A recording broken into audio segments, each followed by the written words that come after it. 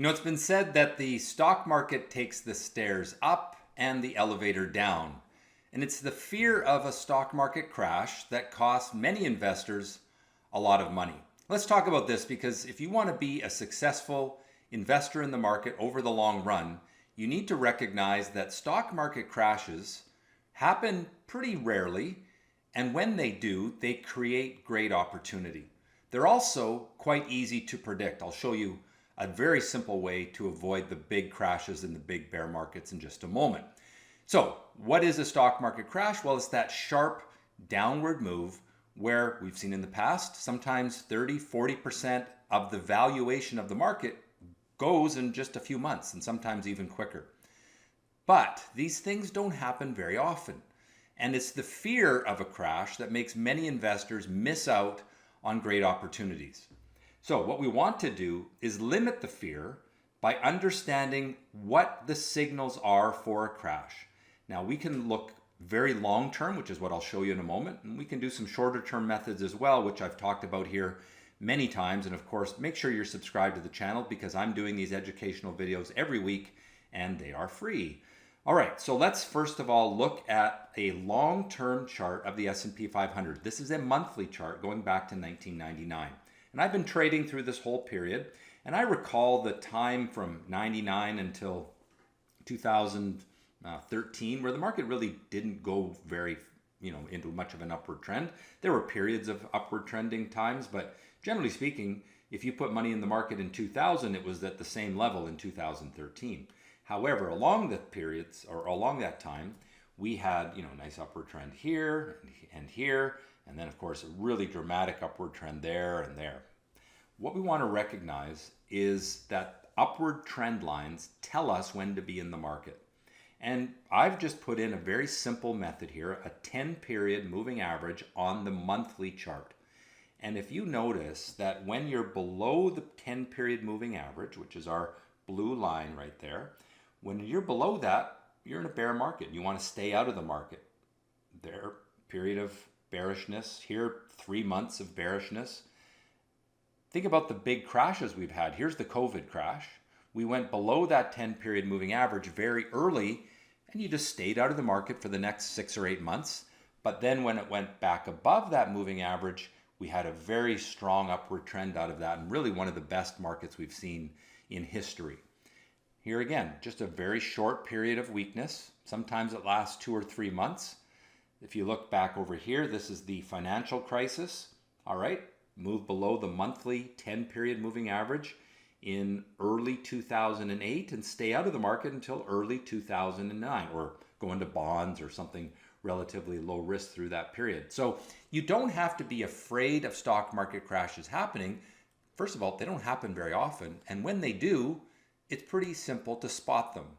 Now, we're not going to get out at the highs. We're going to wait until the market pulls back enough to go into that crash zone where we move below that 10-period moving average. But just go to my website, stockscores.com, pull up the chart of the S&P or your favorite market index, plot a monthly 10-year chart, plot a 10-period moving average on the chart, and just check it every month. That's all you have to do if you're a longer-term investor.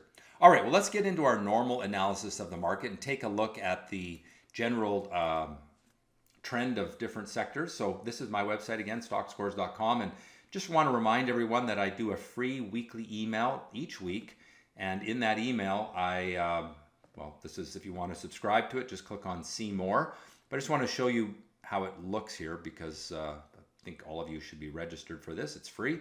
And so, for example, last week I had a little commentary on how it's really not productive to make stock market goals. I picked a couple of stocks, BLNK and CERS, and if you wanted to look at how those stocks did this week, you just go to the symbol search box in the top left, and I go BLNK, and we see so far it hasn't really done much, basically at the same price, but CERS, well, look at those gains. It's up pretty significantly since I wrote about it, and I've got a pretty good track record. You can see all the back issues there. But what we want to do now is just start with a look at the chart of the S&P 500, SPY. And there's our daily chart. You can see there are rising bottoms on the chart, so the buyers are in control. The 3-year chart, upward trend, so it's a bullish market. If we go to the QQQ, which is our NASDAQ 100, You see here it's more of a sideways market. The tech stocks had great gains there and they're kind of taking a little break, but they are building optimism. And so this is like a coiled spring. You're getting the compressing volatility. And if we break out of that range to the upside, then that market should continue higher. Moving along to the small cap market, IWM is the symbol. And you can see a real strong upward trend there over the last, well, since 2026 began. There it is on a very short-term time frame, so that's quite bullish. And the 3-year chart is in a nice strong upward trend, so bullish there as well. Canadian market looks quite similar. And again, a lot of smaller cap stocks on the Canadian market, a lot of commodity stocks, precious metals, of course, doing very well. So it's not a great surprise that we have a nice upward trend on the Canadian market, both in the short term and in the long term. As I said, one of the reasons the Canadian market is going higher is precious metals. Here is the short-term chart of gold, upward trend, volatile, which demonstrates some uncertainty, but still trending higher. And on the weekly chart, going back 3 years, you see a nice, strong upward trend. Moving along to oil, USO, a little bit of volatility this past week around, talks that maybe Iran would get into some military conflict with the US, and that caused oil prices to spike and then back down again. But what is important is this downward trend line has been broken from a little rising bottom. So the outlook for oil is improving. We could see that get even better. Looking at the 3-year chart, however, you see that we've been in this long sideways range for many years, actually. And we've come to the bottom of the range, so maybe we're going to move up a little bit. I have been noticing that some of the energy stocks are looking better. Let's take a look at the US dollar. In the short term, it has been moving steadily higher. We had this gap here in the chart. That didn't really happen. It's just the way the data for the chart looks for UUP, but nice upward trend there. And then the long-term picture is decent, but not overly optimistic just yet. Finally, GBTC for our currencies. I've been bearish on Bitcoin for a while, but I'm starting to see this improving. We're building rising bottoms. We're starting to trend upward. So the short-term chart is getting better. And the 3-year chart is showing a little break of this pullback.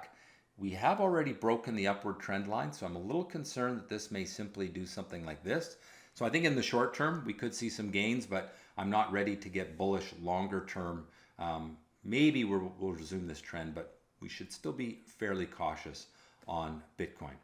Finally, the chart of the bond market, TLT, is our treasury bond chart, and you can see that it is starting to perk up a little bit. It's been trending down for the last couple of months, but perhaps we're going to see this start to turn as well.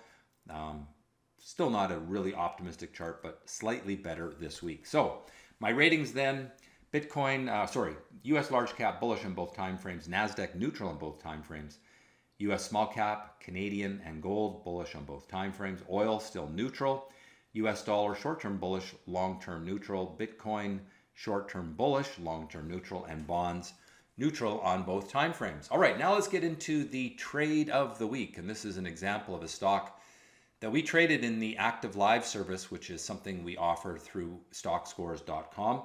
And the trade of the week this week was a real hot stock on Friday, VERO. And you can see here the stock was abnormal, which is one of the things we always look for. And we have algorithms that look for that. And then you'll notice there's these pink and yellow dots on this chart, and those represent my own indicator, something called an action candle. And there's also some blue dots on there, which is something I call a wave crossover indicator. These are my own concoction, and they work quite well at identifying entry points. So here is an entry point just after 10 o'clock on a strategy I call an intraday pullback, an action candle breaking a pullback on the chart, but it's important that it's on the right kind of chart, and that's what this was.